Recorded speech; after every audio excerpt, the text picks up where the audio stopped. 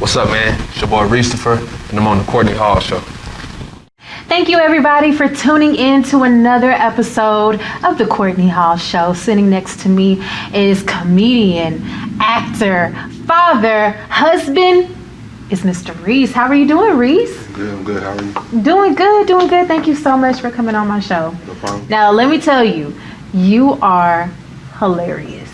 I'm okay.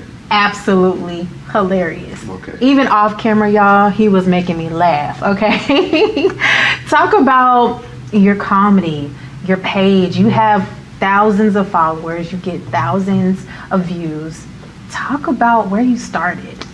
I would say I started, man, I think one of my videos kind of went viral where I was doing like the D-Town Dougie, but Yeah. I was like in the gym and I had like bands on and weights. So, hey, and that's harder. Like when you see my skits and I'm doing all the South Side with bands on Yeah. and stuff, that's not easy. Wow. That's why the people who copy my skits, They don't can't look do fluid. it. Right. So, talk about the actual content. Is it hard to make your videos? Because you have so much going on, and it's like, oh my gosh, like, it's almost kind of like a movie, like I was telling you off camera. It's almost kind of like a movie with some of them. So, I would say actually doing the videos aren't hard. It's more of the having help. So, because, if you really want a good video, you need that camera movement. Okay. You need certain things, because if you can't edit, then you have to create those movements.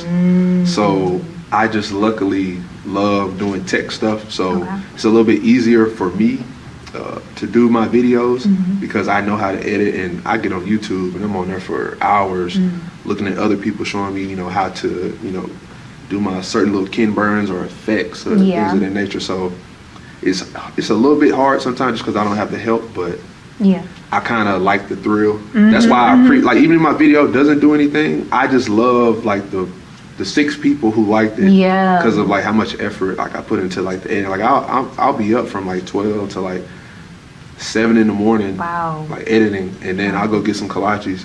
Wow. And then come back and then like try So kolaches with cheese. with the cheese. With the cheese. But what do you find more inspiring? Is it the comedy side? Are you like a stand-up comedian as well, or is it just... See, I grew up like on Comic View. Okay. I mean, like my mom used to record every episode, so I would watch those when she wasn't around because sometimes she didn't allow us, and I would go into her Def Jam tapes, like Def Jam All Stars. So like the Bernie Mac with the milk and cookies. Like I grew up on that. I just never knew how attainable that was. But I wouldn't say I'm a stand-up. Like I've never done stand-up. I do have like a little bit that I want to do, but I have so much respect for people who do stand-up, and I know a lot of stand-up comedians don't like the Instagram. I was just gonna say that a lot of stand-up comedians look down on Instagram comedians. But why do you think that is? Are they jealous because they're not getting some of the views, some of the I would say it's a mix. popularity? Because I did an interview with 92 Kales with Rodney Bingham, and he was just saying that he felt like he's worked so hard, like the gridiron, going to all the small clubs, building up his material, and then you have someone who, just because they have 100,000 followers and the promoter knows, okay, if I book him, I'm gonna get paid. And I kind of asked him, I was like, well, wouldn't you say it's more of the promoter's fault? Right. They're not reaching out to the comedians, they're reaching out to the, look, I'm gonna get my cash if I go with him, which that's business. Yeah, and So- I mean, if I was a comedian, I would just build my following. Like, I mean, it's not... Some of them don't want to change. Some of them don't want to change. Wow, and they need to change. Talk about your hometown. Where did you grow up? I am from Nacogdoches, Texas. Oh. That's where SFA is, so now you know where it's at. Nacogdoches. What made you come to Houston? Well, I got admitted to SFA, but then my best friend's mom was like, because he was going to Prairie View, and so his mom was like, you don't got to go to school with my son. I was like, okay. I was like, where's the application? So I applied, and then even my aunt, she was like, you need to get out of Nacogdoches and like see the world, because I hadn't experienced anything. So they told me Prairie View was in Houston. I drove to Houston, left Houston Aww. and went to Prairie View. So I was back in the country. Wow, yeah. But yeah. I wouldn't trade that experience for nothing in the world. Well, that's good. That's good. Now, how do you come up with the content for your videos? Let me tell you. First, I love the Tiger King video that you have, but you have original videos on your page. So how do you come up with that? I come up with it because I didn't grow up with my father, so I'm messed up in the head. Shut up, Reese. Like, I'm good, but I'm not good. Okay. Like, I ain't gonna go kill nobody, but right. I'm gonna say something crazy. Okay. So with me, it's just random. If I see something, I always think, man, this would be funny if he did this. Okay. So I think, you know, I'm an accountant in real life. Well, I guess regular life. Yeah, yeah. But I was getting my performance evaluation, and my boss kept doing something, and I totally zoned out, and I was like, man, that could be a skit. Man, I could have the person do this. She's steady telling me, Maurice, I've been having to tell you too much to do this. Yeah, and that. right. Like, yeah, if the camera moves this way, I can do that. So it's literally just random. Like, I don't know where that comes from. I don't know if that's talent or that's just something in me that I notice stuff like that, but that's literally how all my skits come about. I mean, it has to. Notepad. Yeah, that's definitely natural talent for you to see something and instantly, you know, come up with content. That's definitely natural talent. Now, what are some of your funniest videos that you have? Well, I have to say the Crip Fit and that video. That's doing amazing, by the way. People are reposting their versions of it. Like, people are stealing. Oh, They're stealing. There's a difference between reposting and stealing or recreating, but that's in the... Well, go ahead. Well, okay, well, on the positive side, that video, I was literally working out, because I started off like kind of on the fitness side. Like, I kind of just wanted to, but the comedy just kept creeping into all my, you know, fitness videos or whatever. And I'm literally working out. My son's in the corner, which you can't see him off camera. I think I was listening to like YG and like Nipsey. Aww. And I'm sorry, but when I work out, if you're on my personal Facebook page, you know I dance the whole time. I can't dance, but I got rhythm. You try to. So I'm in there doing that. And of course when Nipsey and them come on, so I'm hitting my stuff or whatever, you know, with the garage door down. I don't want nobody to put no smoke on. Exactly. So I'm doing my thing, and I'm like, this could be a video. Like, I can see myself at the bands, and I'm crip walking, and then OT Genesis, you know, this is back at the gas station, hopping all around it, unleaded or whatever. And I literally just propped the camera up, put on whatever I had on was blue, which was a shirt that said, I pooped today.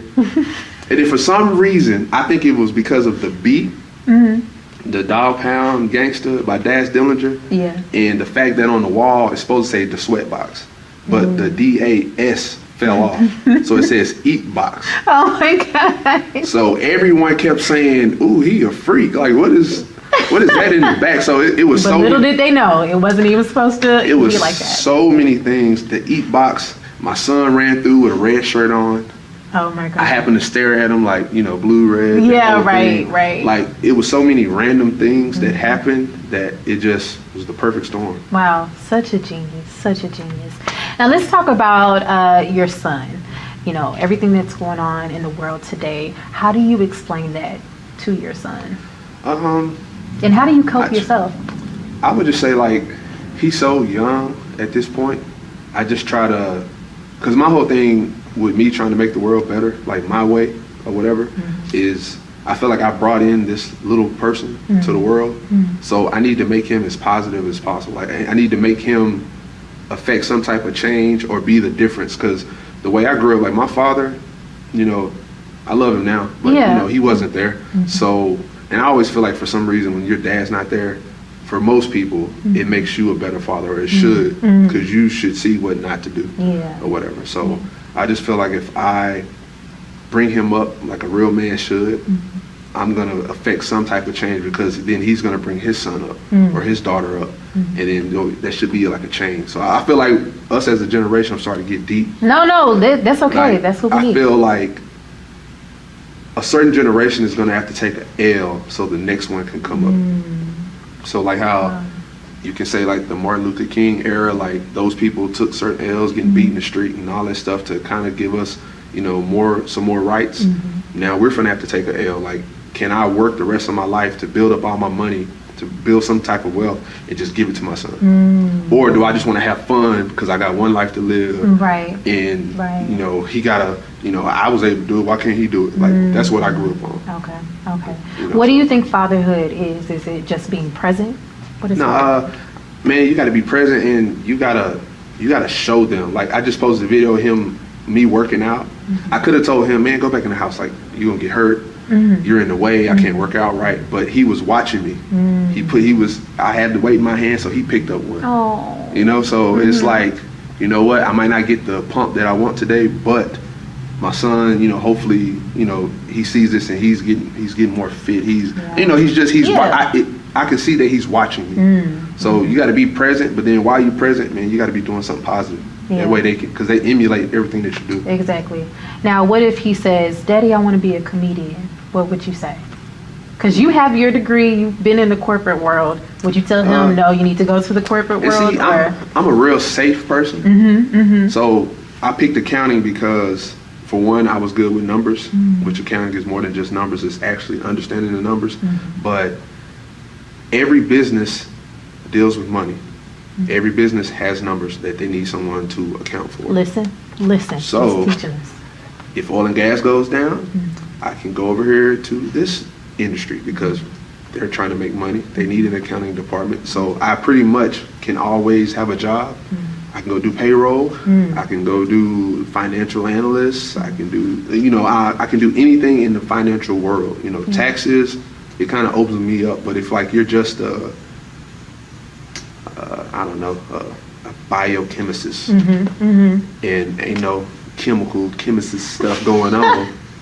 You're stuck. You know, you can't go be an accountant. You have to go back to school and maybe get a few credits or something, and then maybe you can do it. But that, you know, it takes time. But mine kind of allows me to be a little bit versatile or whatever. And then I built up my resume to where I can kind of do my comedy. And if, you know, that doesn't work, I know that I can always go back to my degrry and do something, because I got a lot of student loans. Right, you know, trying to pay that. I got a lot.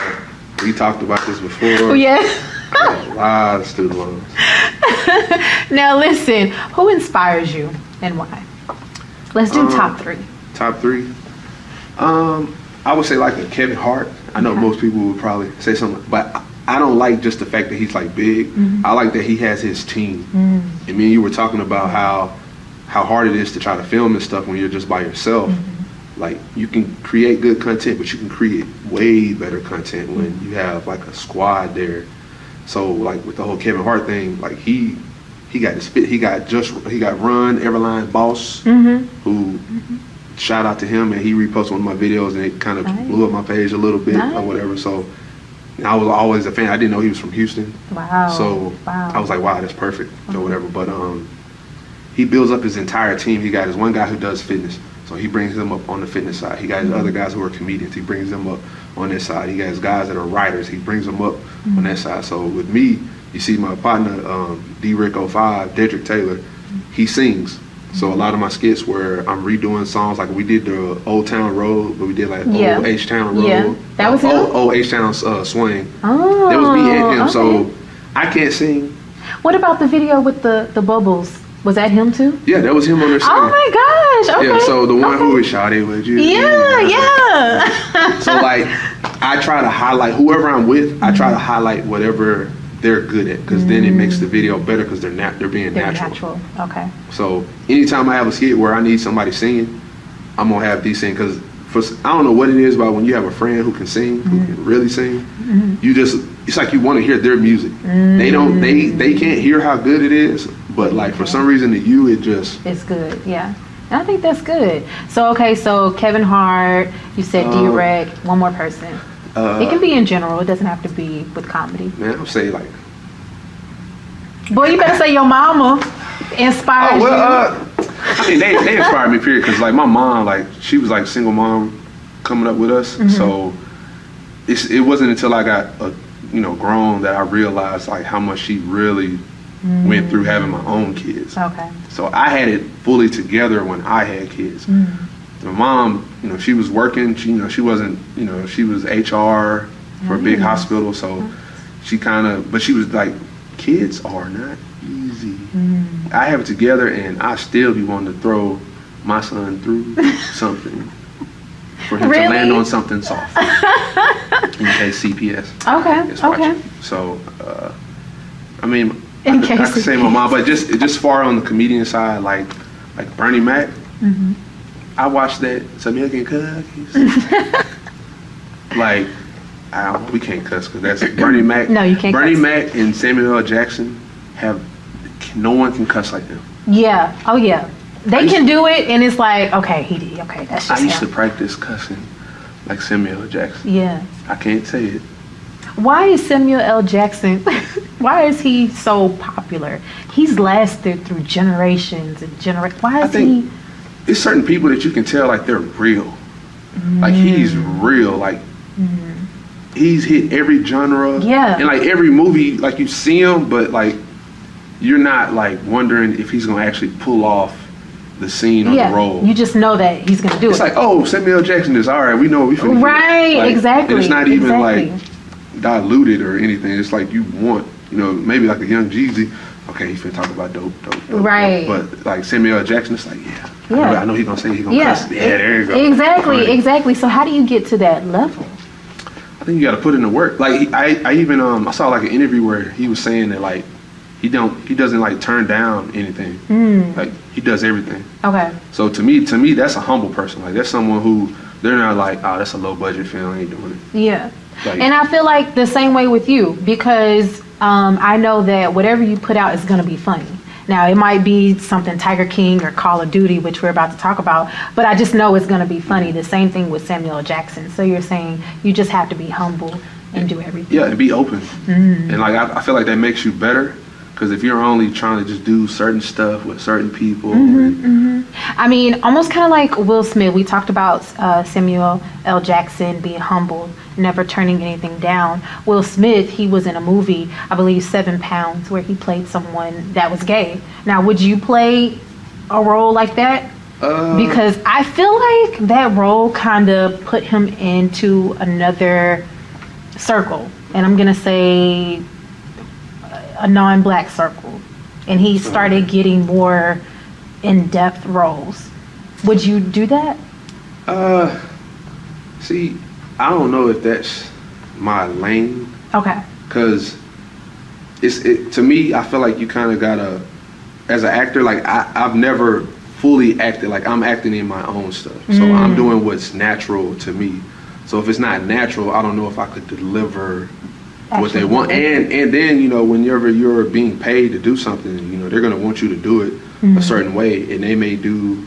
I don't know if I would have the power to be like, because I'm looking at it from, I don't have any credits. Yeah. I don't have any power. Like Will Smith, he can say, I ain't doing it. Right. And they've already. Well, I think at the time he couldn't say that. I think he got that. That was like one of his. Bed, that first one where he was like in the bed. Or no. I believe he had to just kiss another guy. But at first he was like, I don't really think I'm gonna do all that. If I'm being honest, I would say no. Okay. I would just say like it wouldn't feel natural, man. Yeah, right. And you have to do something that's natural. I get that. Now if they wanted me to joke around and girl. Right. Do you want me to get the Xbox? Okay. Since the PlayStation's $800, I guess I get the Xbox. okay, something like that. Okay, see, that's like, good. Because I can see the acting, but people kind of put way more onto it. Yeah. But I would always try to be a strong black man in anything that I am. I love that. That I'm in, because we always play crackheads and this and that, so I don't mind being an exception and turning down those things just to be a strong black man, because then people, that's what they'll remember me for. And I'm not down in anyone else, because I love Martin. Yeah. Martin had on the dress, but you didn't even. Man, Martin was so good, and that's an inspiration. Everyone should love Martin. Yeah, right. Because he played characters like Shanae, Big Mama, and you knew it was him, but you really didn't know. Like, or it's like I don't know how to explain it. Like, it feel felt no kind of natural. way. Yeah. Right. It wasn't like, oh, he got on a wig and he got that fake booty on. It was just Shanae. It was an actual character. I think he's genius. He was so macho on his regular side that it offset the other side. I think that's kind of why, like, Tyler Perry, I love you. Yeah. But, you know, I think he was raised by, like, his aunts and things of that nature. So I kind of feel like when you're raised around a lot of females, you kind of you pick up some of their tendencies. Okay. Even though it may not make you gay or anything or whatever, but you just pick up those tendencies, because I feel like, I'm not saying women are sensitive. You better not say women are sensitive. We're not. But I was raised around a lot of women, and I get in my feelings. I think I'm sensitive, but I'm sensitive about, like, I'm not sensitive about everything, but the stuff I'm sensitive about, I'm sensitive. Yeah. So like your work. Still in my Crip Fit video. You know, you're really upset about that. The reason I'm sensitive about that, because for one, I didn't expect for it to do what it did, but it did it. Okay? Everybody was sharing it. And the person who initially shared it, I think this is when Twitter only lets you do like 45 seconds. And I don't know if it's still like that. They cut off the beginning and they cut off the end. And that's where I put my tag. Oh, wow. Because I didn't want to distort the video, because I kept having to put it through all these little editing things on my phone, because I edited video. This is before I had like a real camera. They posted it, it blew up, people took it from there, they put it back on Facebook. I'm like, hey, I have it right here on my Facebook. Just shared my video. And people just kept sharing it, and certain people were like almost acting as if they did it. So man, I was literally, people were sending me videos, hey man, this guy. I'm like, okay. Wow. Hey, tag me, thanks for sharing. Hey, tag me, thanks for sharing. So what do you do now to kind of combat that?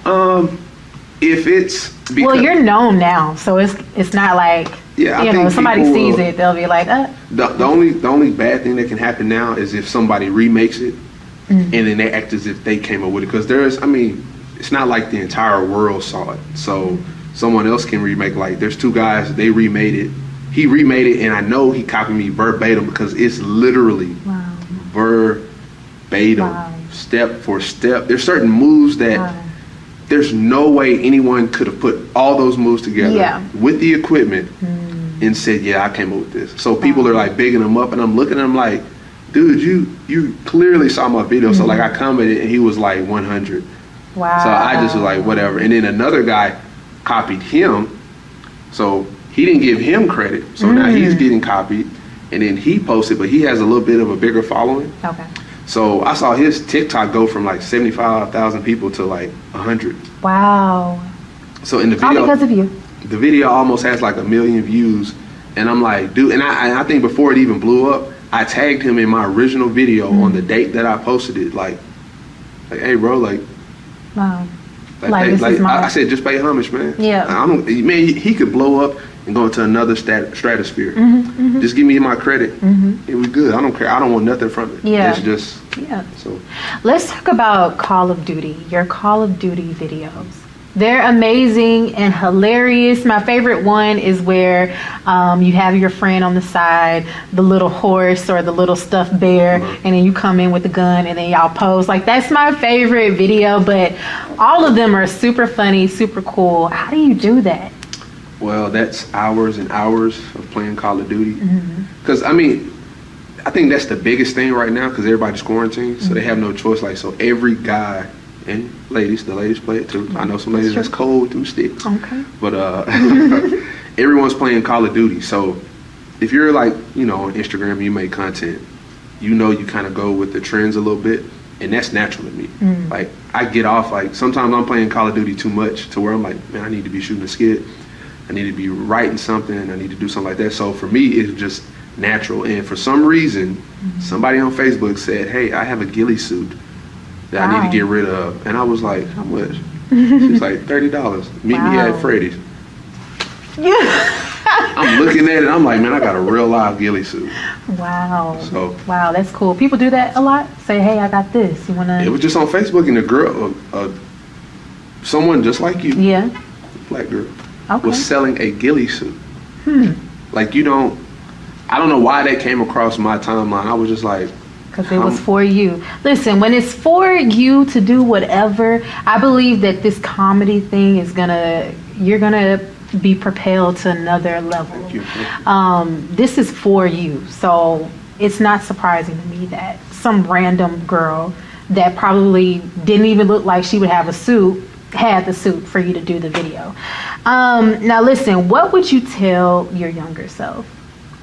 If you could talk to your younger self, what would you tell? Stop being, I can't cuss. Stop being a kitty cat. A kitty cat? Don't be a kitty cat. Well. Okay? Go for it. He said a kitty cat. Ask her what her name is. Aww. Okay? Don't. You talking about your wife?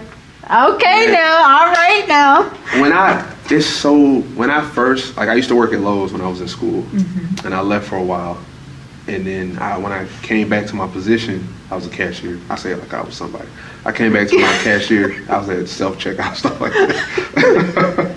I used to love throwing mulch at people's car. I felt strong and stuff. But when I first came back the first day, of course there was new people because it's retail, so people cycling in and out. Yeah. I saw this girl, saw this long hair, these little bell-bottom pants that y'all wear to go out, with her little Puma shoes or whatever they were. And I was like, of course, some of my friends still work there, so I was like, hey, who is it? She got a boyfriend. They've been together 7 years. Don't even worry about it. I'm like, okay. Oh, it was on. Okay. It was on then. I just played my position. And when it was time for me to get in the game, she blocked it. Oh. I got the rebound, called a timeout, run up another play. Okay. She blocked it. Another timeout. We only got one more timeout left. We got to make it count. 2 seconds on the clock. Was it a Pushed Kobe? out the way. Kobe? You're going to take this shot. Hold on. Consent-wise, okay? Not, yes, of course. Yeah. They're married now. So, yes, obviously, yes, that was consent. Maturing. Yeah. So how do you juggle, before we get out of here, how do you juggle being married and doing comedy? It ain't easy, y'all. Because you got to...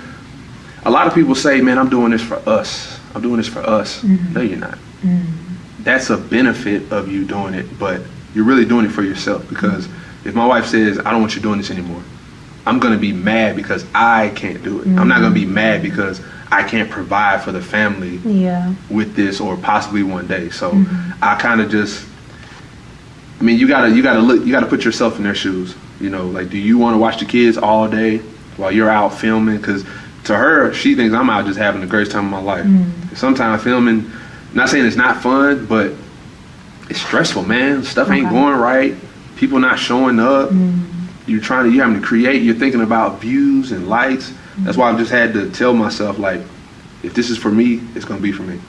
And I just like making people laugh. So 12 people like a video, hey, appreciate y'all 12. Like, I'm rocking with y'all. So I just have to sit back, put myself in her shoes, and really just think, like, how would I feel, and just be fair, and then, you know, maybe bring us some Chipotle home. Right, some Chipotle. Exactly. Every time after I film, I'd be like, you hungry? Oh. What you want? She's like, where you at? Whatever you want. What you want? Oh. Just call me when you get closer. All right, good. Oh. When I get home, I'm still in trouble. But. Oh, well, see, there you go. Well, thank you so much for coming on the show. You're going to have to come back because you're super funny. You're super real, and I love that. You're talented, so you're definitely going to have to come back for sure. And early congratulations on your new baby.